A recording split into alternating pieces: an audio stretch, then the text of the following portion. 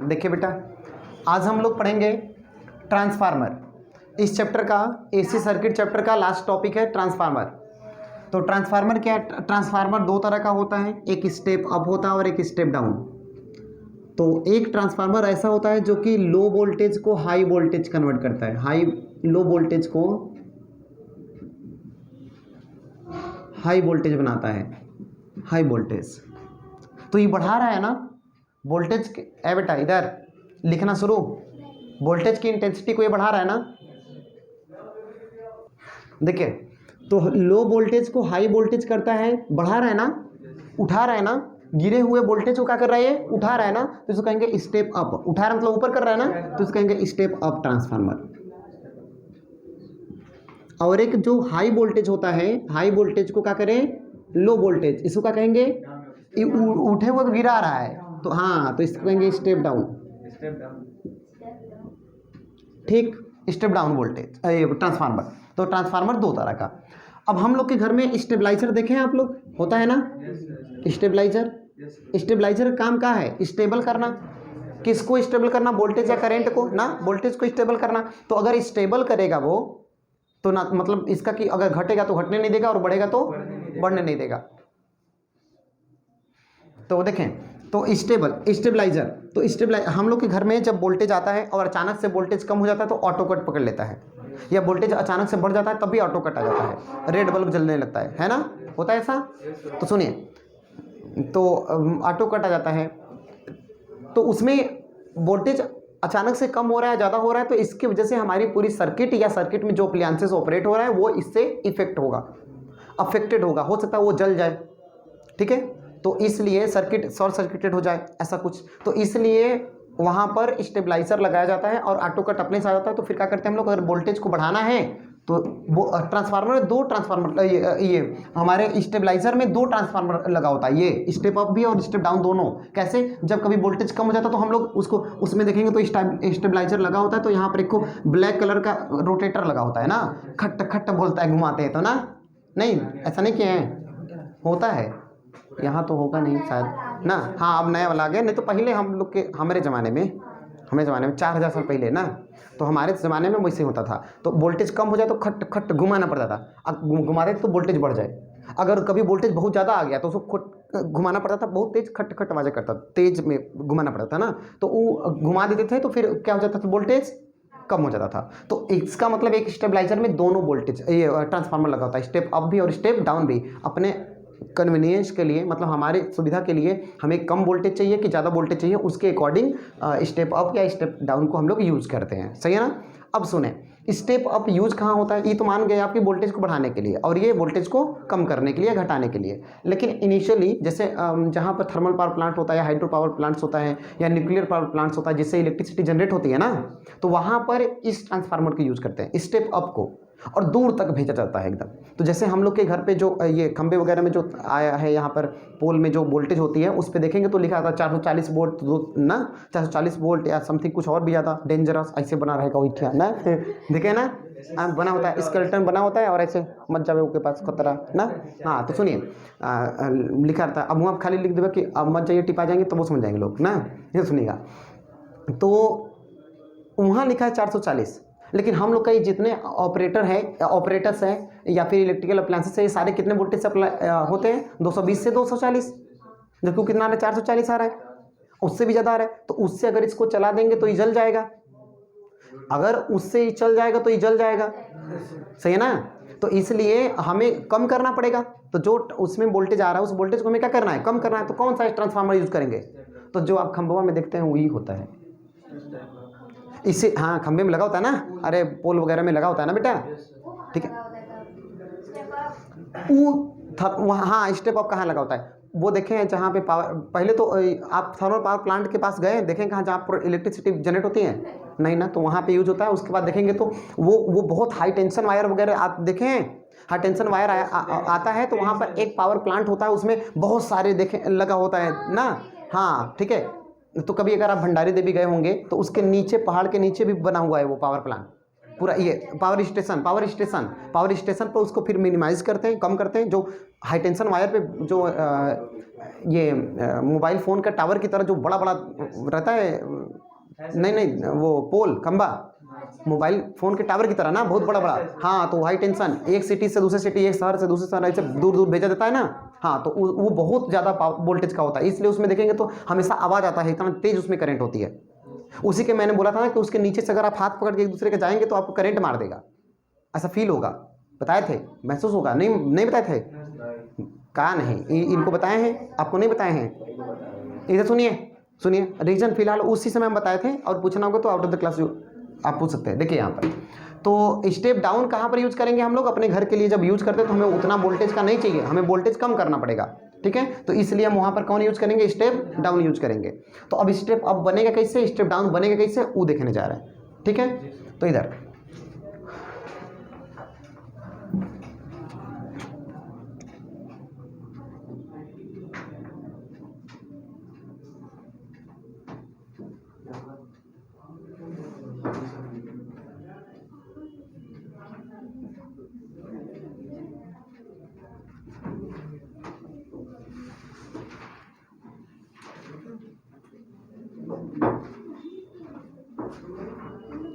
देखिए बेटा, शांत रहे।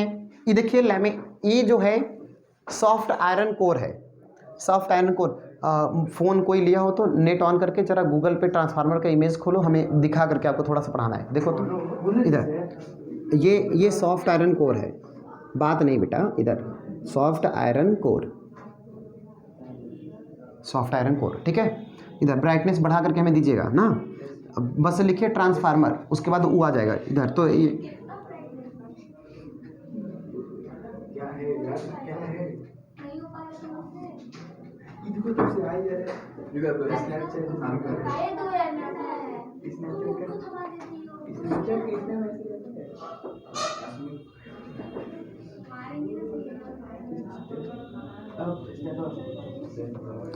कुछ एक मिनट भाई, देखिए बेटा, यहाँ पर हमारे पास ये है ट्रांसफार्मर, ये है ट्रांसफार्मर। अरे उसमें बहुत ज़्यादा ब्राइटनेस आ रहा है, देखिए। अच्छा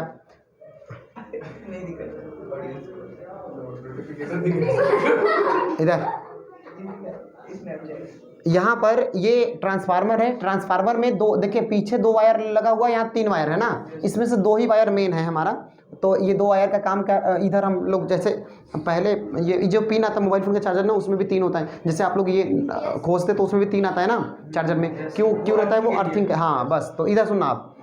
तो ये 2 वायर जो है ये उधर लगा दिया जाएगा, सर्किट से हमारे जोड़ दिया जाएगा, और तो इस सर्किट से जोड़ दिया जाएगा, वही वायर ये है। तो सर्किट से जब जोड़ते हैं तो इसके अंदर अब करंट जाना शुरू करता है ना, तो इस वायर को क्या कहेंगे हम लोग? इनपुट।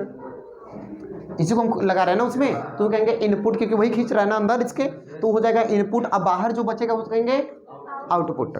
हाँ, तो ये जो है 2 आउटपुट है। अभी देखिए ये जो वायर है, ये जो आयरन दिख रहा है ना, ये सॉफ्ट आयरन कोर है। क्यों सॉफ्ट आयरन है अभी बताते हैं हम, बस आप देख लो, देखो, ठीक है, यही है, ठीक है ना, यही है ट्रांसफार्मर, ये ठीक, ये है ट्रांसफार्मर, समझ आ गया। तो इसी पर देखिए ये व्रैप करके, लपेट करके बनाया गया होता है। आपको मैं और दिखा देता हूँ, यहाँ पर व्रैपिंग भी दिखाया होगा। हाँ देखिए, ये देखिए, इसमें देखिए ये कॉपर वायर को व्रैप किया है, इसमें लपेटा हुआ है कॉपर वायर, देखिए दिख रहा है ना, कॉपर वायर ये पूरा लपेटा हुआ है ना, ये इसमें कॉपर वायर लपेटा हुआ है। इसका फिगर एक और बनता है, चाहे आप इससे समझो चाहे दूसरा बनाने जा रहा है उससे समझ लीजिए, दोनों एक ही है, ठीक है। तो ये मैंने आपको दिखा दिया। देखिए अलग अलग से ऐसे इंडिविजुअल में दिखाया गया, देखो एक तरफ ऐसे, एक तरफ ऐसे। देखो ये थोड़ा इन दोनों में कलर वलर चेंज है ना, एक मोटा होता है एक तार, एक पतला होता है। कैसे होता है अब आते हैं। ये फ़ोन दीजिए उनका, अब तुरंत बंद करिए ना, कुछ मत उठाइएगा, इधर देखिए, डायरेक्ट समझते हैं। इसी का डायग्राम आप ऐसे भी बना सकते हैं, या हो सकता है कि एनसीईआरटी बुक में भी ऐसे ही दिया हो, ऐसे ही दिया है एनसीईआरटी में, तो ऐसे ही दिया है। देखिए कैसे, अब सुने, यहाँ पर एक वायर ऐसे लगा दिया, और एक वायर, मेरे पास 2 मार्कर होता तो अच्छा रहता, दो कलर का। अब सुनिएगा थोड़ा सा, ई होता है मोटा वायर, याद रखना, इधर वाला है ये मोटा वायर, ये मोटा तार है, और इधर वाला पतला तार होता है। एक बात और नोटिस करिएगा, क्या इधर वाले के फेरों की संख्या कम होती है, उधर वाले के फेरों की संख्या ज़्यादा होती है। इसमें फेरों की संख्या ज़्यादा है, इसमें फेरों की संख्या 3 है, उसमें 7 है ना, इधर फेरों की संख्या कितना 7, 7 फेरा होता है ना। अच्छा इधर सुना आप, तो ये वोल्टेज कौन है बेटा, V इनपुट। अब एक मिनट, यही चीज़ यहाँ पर भी है। अब कहो कि ई तार दोनों एक पे टच हो गया ना, एक ही पे टच नहीं है, वो लैमिनेटेड है। लैमिनेटेड मतलब समझ रहे हैं, इस जो हाँ जैसे टुल्लू होता है, टुल्लू पंप, उसके अंदर भी मोटर होता है, फैन के अंदर भी ये लगा होता है, कॉइल लगा होता है, उसको ना उसके ऊपर से ऐसे रब करेंगे ब्लेड से ना, खुरच देंगे ना, तब तो जाकर के उसके अंदर जो करंट फ्लो कर रहा है वो वाला लेयर दिखेगा, उसके ऊपर पेंट है वो, समझिए। जैसे इसके अंदर मान लीजिए मेटल होता, अगर मान लीजिए कि ये मेटल होता ना, अगर ये मेटल होता, यही मेटल होता, ये मेटल होता या ये मेटल होता, अगर इसके ऊपर हम पेंट कर दिए तो क्या करंट लगाएंगे तो फ्लो करेगा नहीं ना, पेंट हटाएंगे तब ना पर होगा, बस वही चीज़ उसके अंदर है, समझिए। तो ये लपेटा हुआ है, इसके अंदर करंट फ्लो कर रहा है, लेकिन ऐसा बाहर से ऐसा नहीं है ना, ये टचर है, कोई फर्क नहीं पड़ता ना। जैसे 2 तार ऐसे जाता है तो टचर है, क्या फर्क पड़ता है, वो कवर्ड है ना, बस वैसे ही है। तो इसको देखिए, चाहे इसको, मेरे ख्याल से ये वाला आपको ज़्यादा अच्छा समझ में आएगा, क्लियर है ना। चलिए तो इसको हटा दे रहे हैं, कोई बात नहीं, दोनों एक के हैं। अब सुना, हमारा काहे लिख रहे हैं, बना रहे हैं बेटा, इधर देखिए, यहाँ पर ये ए याद रखेगा, ई वायर जो है मोटा है, मैंने कहा ई वायर मोटा है और फेरों की संख्या उस वाले से कम है। क्यों है अभी बताते हैं। अब सुने, ई पतला है, इसमें मोटा तार इसलिए है क्योंकि इनपुट अगर हम देंगे, अगर इसका तार, ये तार अगर पतला होगा तो इसका रेजिस्टेंस ज़्यादा होगा। जब इसका रेजिस्टेंस ज़्यादा होगा तो जो आप वोल्टेज इसको दे रहे हैं वो वोल्टेज तो ड्रॉप हो जाएगी, इसको मैक्सिमम मिलेगा ही नहीं। जबकि इससे आपको कौन सा काम करवाना है बताइए, मतलब वोल्टेज को, हम यही पढ़ा रहे हैं अभी ना, स्टेप अप पढ़ा रहे हैं, स्टेप डाउन होगा तो क्या होगा सुनिएगा अभी। तो हमें क्या करना है, वोल्टेज को बढ़ाना है, बढ़ाना है तो यहाँ पर रेजिस्टेंस कम से कम होना चाहिए ना, जैसे कि सर्किट में इसमें पूरा से पूरा ज़्यादा वोल्टेज है तो इसलिए हमें आउटपुट ज़्यादा मिलेगा, सही है ना। तो आउटपुट ज़्यादा कम मिलेगा जब इसका रेजिस्टेंस कम होगा, सही है।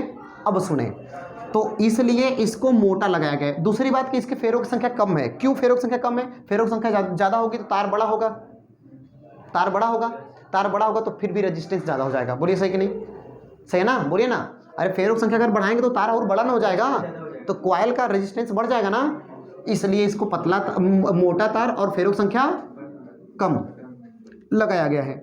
और इधर क्या है, इधर हो जाएगा भी आउटपुट ना, भी आउटपुट, यहाँ हो जाएगा भी आउटपुट, वहाँ से आउटपुट लेंगे, यहाँ भी इनपुट है। अब सुने, ये दोनों तार इधर लगाना है, उधर से हमें यूज करना है, ठीक है ना। अब सुनिएगा, इसमें क्या होता है, ये सॉफ्ट आयरन कोर है, ये सॉफ्ट आयरन कोर है। इसका मतलब ये सॉफ्ट आयरन हमने बताया था आपको, paramagnetic, diamagnetic, ferromagnetic, anti ferromagnetic ना, तो उसमें बताया था कि आयरन क्या है, फेरोमैग्नेटिक, आयरन, कोबाल्ट, निकिल पढ़ाया था ना।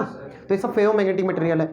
और मैंने बोला था फेरोमैग्नेटिक मटेरियल कौन होते हैं, ऐसे मटेरियल जिनको मैग्नेटिक फील्ड में प्लेस करें तो मैग्नेटिक फील्ड को ट्रैप कर लेते हैं और मैग्नेटाइज्ड हो जाते हैं, बताया था ना मैंने, और वो मैग्नेटाइज्ड हो जाते हैं। तो बताइएगा, तो जैसे ही आप इस पर एसी वोल्टेज अप्लाई करेंगे तो इसमें करंट होगी, तो इसमें करंट होगी, कौन करंट होगी, एसी करंट होगी। एसी करंट टाइम के साथ साथ क्या करती है, बढ़ती करती है, मतलब वेरी करती है, सही है ना एकदम। तो बताइएगा, जैसे ही इसमें करंट आएगा, ई कॉइल है, इसके अंदर क्या प्रोड्यूस हो जाएगा, मैग्नेटिक फील्ड। चाची बी इक्वल टू मो नहीं, हाँ इधर, तो B equal to mu naught N I, सही है ना, ठीक। तो मैग्नेटिक फील्ड, और बताइएगा ई करंट के डायरेक्टली प्रोपोर्शनल है मैग्नेटिक फील्ड, क्योंकि ये भी कांस्टेंट और एन भी कांस्टेंट, तो B is directly proportional to I. फेरों की संख्या बेटा तो कांस्टेंट है ना, और म्यू नॉट का वैल्यू 4.7 कांस्टेंट है, तो बी प्रोपोर्शनल आई है, आई बढ़ेगा तो बी भी बढ़ेगा, आई घटेगा तो बी भी घटेगा। 1 मिनट, फाई इक्वल टू क्या होता है, बी ए कोस थीटा। अगर मैग्नेटिक फील्ड बढ़ेगा घटेगा तो फ्लक्स भी बढ़ेगा घटेगा। When ever the change in magnetic flux occurs the EMF produce in the coil. जब मैग्नेटिक फील्ड के फ्लक्स में, जब भी मैग्नेटिक फ्लक्स में चेंज होता है तो क्या प्रोड्यूस हो जाता है, ईएमएफ जनरेट हो जाता है, और ईएमएफ की वजह से इंड्यूस्ड करंट होती है, पढ़े ना इधर। तो बताइएगा, यहाँ पर एसी करंट है, इसलिए ये कभी ऐसे मैग्नेटिक फील्ड पहले प्रोड्यूस करेगा, पहले यहाँ पे मैग्नेटिक फील्ड प्रोड्यूस किया, मान लीजिए 5 ठो है लाइन। अब सुनेगा, कॉइल है, आपको पता है कि ये मैंने पढ़ा रखा है, और इसमें ऐसे मैग्नेटिक फील्ड ये कैसा बिहेव करता है, एक बार मैग्नेटिक तरह ना, तो मैग्नेटिक फील्ड यहाँ एजेस पर आकर क्या होगा, डाइवर्ज होगा, बोलिए ना, डाइवर्ज होगा ना। तो यहाँ पर मैग्नेटिक फील्ड ऐसे बाहर भागेगा, लेकिन ये कौन का है, सॉफ्ट आयरन कोर, मतलब सारे मैग्नेटिक फील्ड को क्या कर लेगा, ट्रैप कर लेगा। तो इसलिए इस मैग्नेटिक फील्ड को अब इधर बाहर नहीं जाने देगा, अपने अंदर ही ले लेगा, इधर भेज देगा। हाँ अब इधर भेज देगा मैग्नेटिक फील्ड को, ये इधर भेज देगा,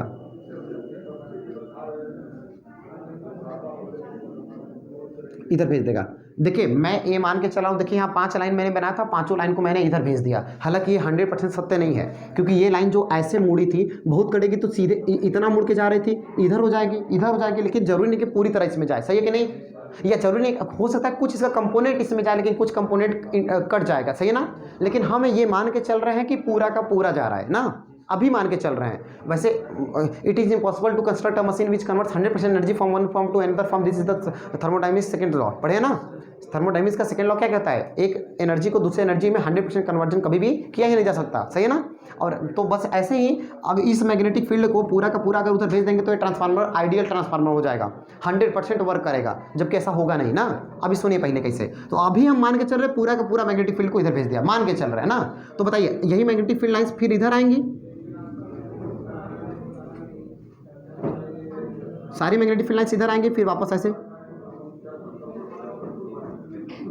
ठीक है बेटा? ये बात समझ में आएगा? आया ना? अब बताएं, इधर बनाइए नहीं अभी। सॉफ्ट आयरन कोर ऐसा है जो कि यूँ समझिए कि एक कच्चा लोहा है और इसमें मैग्नेटाइज और डीमैग्नेटाइज होने की प्रॉपर्टी होती है ना। ये मैग्नेटाइज और डीमैग्नेटाइज होता है। अगर ये आप आयरन को ई मैग्नेटिक फील्ड को बहुत अच्छे से ट्रैप कर पाता है ना, तो इसलिए सॉफ्ट आयरन कोर लगाते हैं। और ये मैग्नेटिक फील्ड के इम्पैक्ट में ये मैग्नेटाइज भी हो जाएगा, फिर अगर मैग्नेटिक फील्ड हटा लिया डीमैग्नेटाइज भी हो गया, नहीं तो परमानेंट मैग्नेट बन जाएगा, तो फिर ये हमें जो हमारी ऑब्जेक्टिव है वो कंप्लीटली फुलफिल नहीं हो पाएगी। तो यहाँ सुनिएगा, तो देखिए, तो जैसे ही यहाँ पे मैग्नेटिक फील्ड जब प्रोड्यूस हो गया तो यहाँ पे फ्लक्स बनेगा कि नहीं? एक बात और सुनिएगा, इस कॉइल को, इक्वाइल है ना, इस कॉइल को कहेंगे प्राइमरी कॉइल और उसको कहेंगे सेकेंडरी कॉइल। तो ये हो गया P और वो हो गया S। प्राइमरी कॉइल में फेरों की संख्या कहेंगे NP और उधर वाले कहेंगे NS। NP मतलब नगर पालिका, वो नहीं है number of turns in primary coil है ना, तो NP, ठीक है ना? तो ये number of turns in, total number of turns in primary coil, total number of turns in secondary coil. एक मिनट बेटा, 5 लाइन यहाँ से जा रही हैं, तो बताइए इस कॉइल से कितना फ्लक्स बना? 1 फेरा, 2 फेरा, 3 फेरा। 1 फेरे से 5 लाइन, तो 3 फेरे से 15, तो इसलिए यहाँ पे टोटल फ्लक्स कितना है? 15। वही लाइन यहाँ पे जा रही है, लेकिन यहाँ पे फेरों की संख्या कितना? 7 है कि 6 है भाई? गिनो, 6 है। एक और बना देना चाहिए था, रुक, सही नहीं बना ना, 7 होना चाहिए ना। हाँ वही बात ना, 7 फेरा रहेगा तो अच्छा रहेगा ना, शुभ होता है। ये सुनिएगा, तो ये 7 फेरा हो गया, ठीक है ना? तो अब 7 फेरा यहाँ पर है, तो कुल कितने फ्लक्स बनेंगे? 35 बनेंगे, सही ना? इधर 35 फ्लक्स बनेंगे, तो यहाँ पर 35 फ्लक्स हो जाएगा, जबकि फील्ड लाइंस तो नहीं है, लेकिन यहाँ फ्लक्स क्या है? ज़्यादा है। यहाँ फ्लक्स ज़्यादा है, तो जब ये करंट चेंज होगा तो ये फ्लक्स में चेंज होगा का? बोलिए। तो यहाँ पर EMF जनरेट होगा किस कॉइल में? प्राइमरी। तो प्राइमरी कॉइल में जो EMF जनरेट हुआ उसको कहेंगे EP, PP नहीं जी EP, EMF produced in primary coil, सही है ना? इसमें जो प्रोड्यूस हुआ उसका कहेंगे ES, सही बेटा? EMF produce in secondary coil, okay ना? एक मिनट, तो ये जो EMF प्रोड्यूस हुआ है इस कॉइल में, तो ये किस प्रोसेस से प्रोड्यूस हुआ है? SI से। SI मतलब सेल्फ इंडक्टेंस है। इसमें फ्लक्स में चेंज हुआ है, तो इसमें जो EMF जनरेट हुआ वो सेल्फ इंडक्टेंस कहलाता है। प्रोडक्शन पढ़ाया था ना सेल्फ इंडक्टेंस का, लेकिन इसमें म्यूचुअल इंडक्टेंस कहलाएगा। बताइए, बताया था कि नहीं? इसमें चेंज होने की वजह से इसमें चेंज हुआ है, इसका प्रभाव उस पर पड़ा है।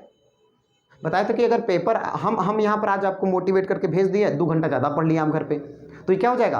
Mutual inductance. मोटिवेट हो गए आप किसी दूसरे की वजह से, तो हो जाएगा म्यूचुअल इंडक्टेंस, किसी दूसरे का इंपैक्ट पड़ा। लेकिन क्या होता है, पेपर आ गया, हम रोज चिल्ला रहे हैं पढ़ो बेटा, नहीं पढ़ रहे हैं। अब पेपर आ जाएगा तो अपने से पढ़ना शुरू कर देंगे, तो वो सेल्फ इंडक्टेंस हो जाएगा। अपने से मोटिवेट हो गए, ना पढ़ेंगे टिपा जाएंगे ना, तो इसलिए वो सेल्फ इंडक्टेंस हो गया। समझ क्या? तो जो अपने आप अपने ही में जो चेंजेज हो रहा है किसी वजह से, तो वो क्या है? Self inductance. और किसी दूसरे की वजह से चेंज हुआ तो क्या होगा? Mutual inductance. अरे समझ में आएगा?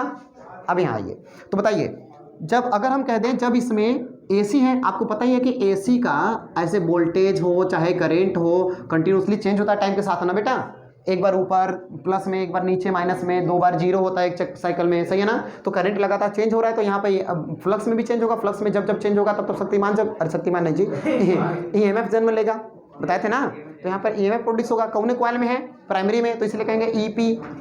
और सेकेंडरी में इसलिए कहेंगे पी पी, और नहीं जी ई एस, ठीक है ना। अब यहाँ बताइए बेटा, बस बस खत्म होने वाला है, खत्म होने वाला है, बस इधर देखिए।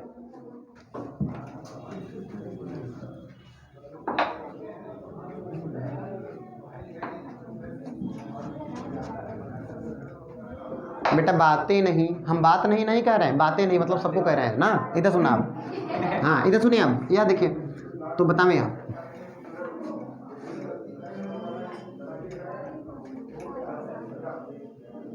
देखिए इधर देखिए।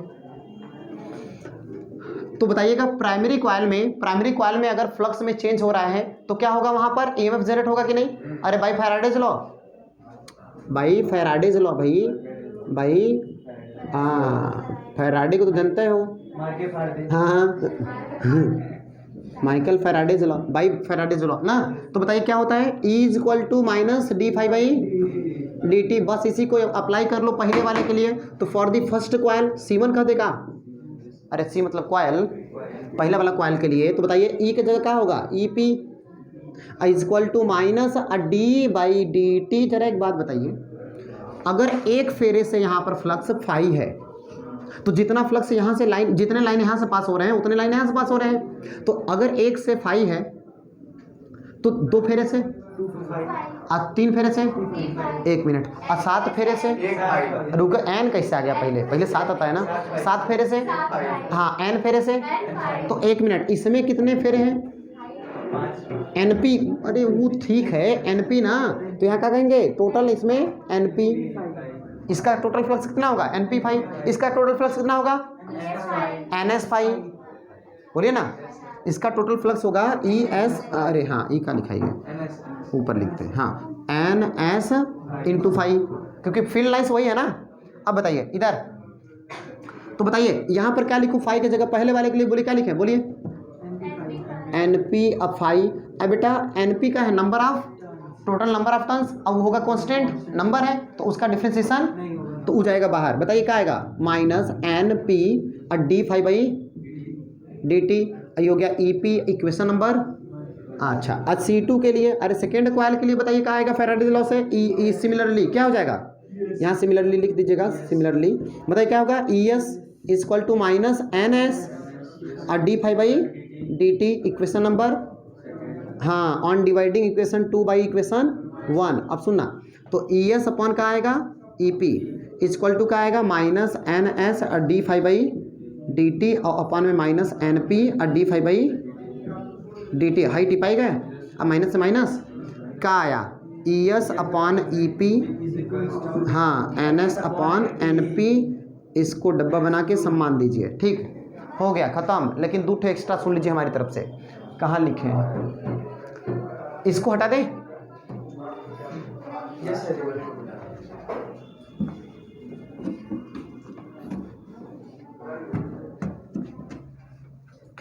बताएं आप। अगर मैं कह दूं if the induced EMF in primary and secondary coil are equal to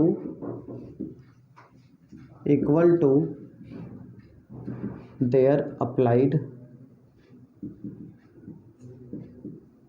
voltage,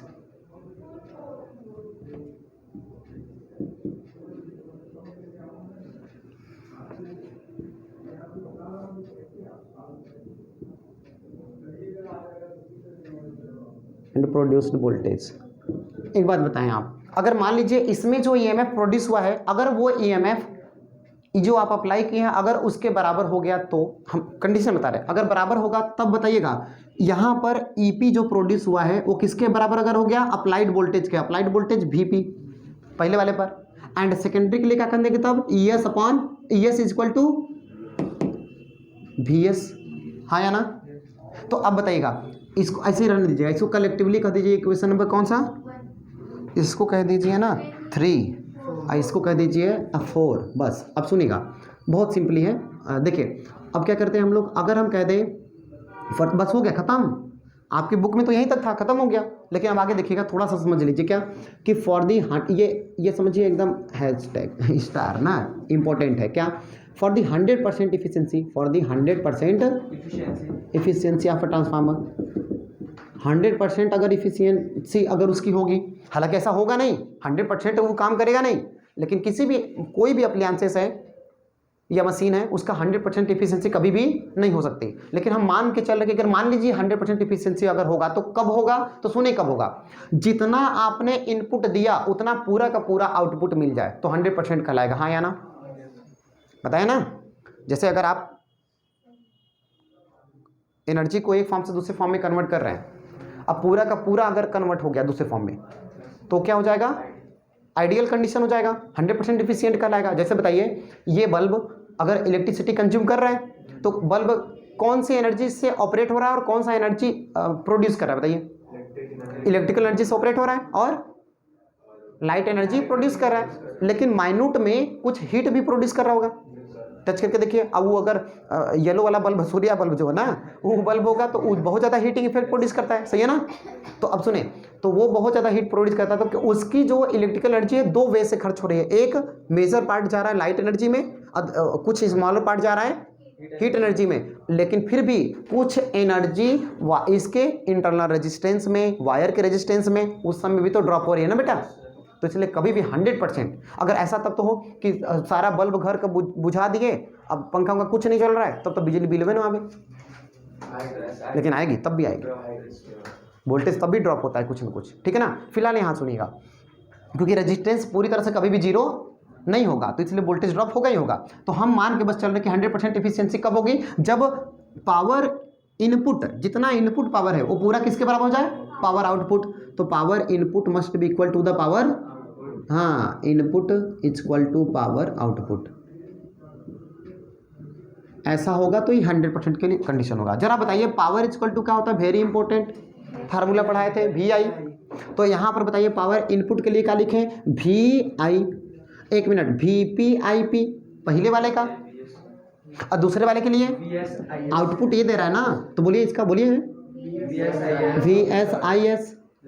अगर मैं इसको ऐसा लिखना चाहूँ तब V P upon V S is equal to I S upon I P लिख सकते हैं कि नहीं, लिख सकते हैं ना बेटा। वी एस को इधर अपॉन में ला दिया है ना, इसको इक्वेशन नंबर 5 कह दिया जाए। आप ये क्या कर रहे हैं सर, कुछ समझ में नहीं आ रहा है, सुनिए सुनिए सुनिए, अभी समझ में आ जाएगा।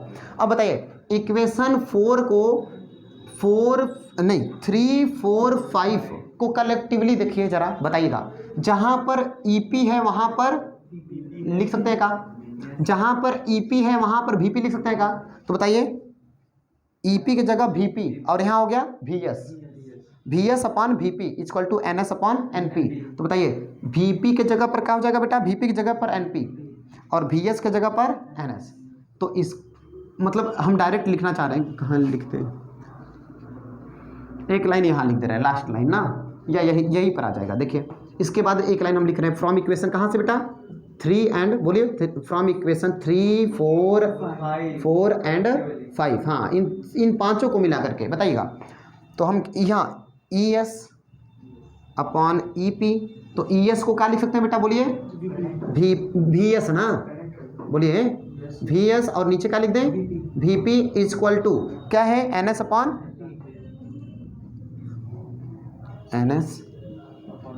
N P. इसी को हम चाहें तो बताइए V P upon V S, ये तो वी एस नीचे हो गया तो इसको भी उलट के लिख देते हैं ना, बोले बेटा we P upon V S, I S upon I P. देखिए जरा इसको देखिएगा, वोल्टेज, इसी को हम डायरेक्ट अगर कह दे बेटा यहीं पर बना दूँ, रुको यहीं पर बना देता हूँ, लो हमारा एक लाइन बनेगा। वीपी की जगह बताओ क्या लिख दे, वीपी की जगह क्या लिख दे बताओ, ईपी, और नीचे में क्या लिख दे, ई एस इक्वल टू, बताइए यहाँ इसका वैल्यू क्या था, N P upon N S ना, इक्वल टू क्या हो जाएगा, I S upon I P. यही है जो मैं नीचे लिख रहा था, वही चीज़ यहाँ है ना, 3 इक्वेशन यूज के। ये बात समझ में आई कि नहीं आप लोग को, आ गई, आई कि नहीं, बोलिए। अरे जहाँ पर वीपी है वहाँ पर ईपी लिख दिए तो क्या दिक्कत है बेटा, और इसका वैल्यू ये देखिए ना, ये तो यही इक्वेशन है, ये तो यही इक्वेशन है ना। अरे उलट गया है तो क्या दिक्कत है, सही है ना। तो वही तो लिखा है मैंने, यही लिखना है, या तो फिर ऐसे लिखो, ई तो आपको पता ही है, E S upon E P को हम लिखे हैं भी, इसके जगह लिख दिए V S upon V P लिख दिए, और इसका वैल्यू है N S upon N P, तो N S upon N P equal to, बताओ पहले V P upon V S, V P का वैल्यू क्या है आई एस, रिलेशन में आई एस, देखो पहले वी एस ऊपर है ना, तो आई पी लिखो, नहीं कहाँ कन्फ्यूजन है, कोई कन्फ्यूजन नहीं, आप बस आपको लग रहा है कि कन्फ्यूजन है, इधर बताइए सारी इक्वेशंस को देखिए, E S upon E P, E S upon E P, N S upon N P, सही है कि नहीं, बोलिए, मैंने लिख दिया N S upon N P, सही है ना, ई बीच को मत देखिए, बस एक बात बताइए, ई एस को हम क्या लिख सकते हैं वी एस, तो मैं इसी की जगह अगर वी एस लिख दूँ तो क्या दिक्कत है, ऐसे ही मैंने ई पी को अगर वी पी लिख दूँ तो क्या दिक्कत है, तो ई पूरी बात पहले समझ में आया कि नहीं, इतने बात समझ में आया कि नहीं।